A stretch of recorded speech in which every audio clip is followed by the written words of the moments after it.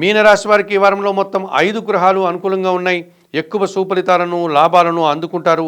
కుటుంబంలో ఒక సంతోషకర వాతావరణం కానీ శుభ కార్యక్రమాల ప్రస్తావన కానీ మీకు ఎంతగానో ఆనందాన్ని కలుగజేస్తుంది. షష్టమంలో కేతువు సంచరించడం వల్ల గట్టి పోటీని ఎదుర్కొని విజయం సాధిస్తారు. కొన్ని రుణాలు తీర్చుకుంటారు, ఆరోగ్యవంతులు అవుతారు. శత్రులు సైతం మిత్రులుగా మారేటువంటి పరిస్థితి ఈ వారంలో మీకు ఎదురవుతుంది. దశమంలో చంద్ర సంచారం వల్ల ఆత్మీయుల కలయిక ఆనందదాయకంగా ఉంటుంది. వృత్తి ఉద్యోగ వ్యాపారాలన్నీ సజావుగా ముందుకు సాగుతాయి. లాభంలో రవి సంచారం వల్ల అధికారుల అండదండలతో గట్టి పోటీని ఎదుర్కొని విజయం సాధిస్తారు. నూతన ఉద్యోగాలు కానీ, ఉన్న ఉద్యోగంలో పదోన్నతులు కానీ, రాజకీయ నాయకులకి మంత్రి పదవులు కానీ రావడానికి అవకాశం ఉంది. లాభంలో శుక్ర సంచారం వల్ల స్త్రీజన సహకారంతో కలిసి ఒక కార్యక్రమాన్ని ప్రారంభించి విజయం సాధించుకుంటారు. మంచి ఫలితాలను అందుకుంటారు. విందు వినోదాల్లో పాల్గొంటారు. ఈ రాశి వారికి వారంలో ఆది, సోమ, మంగళ, బుధవారాలు అనుకూలంగా ఉన్నాయి.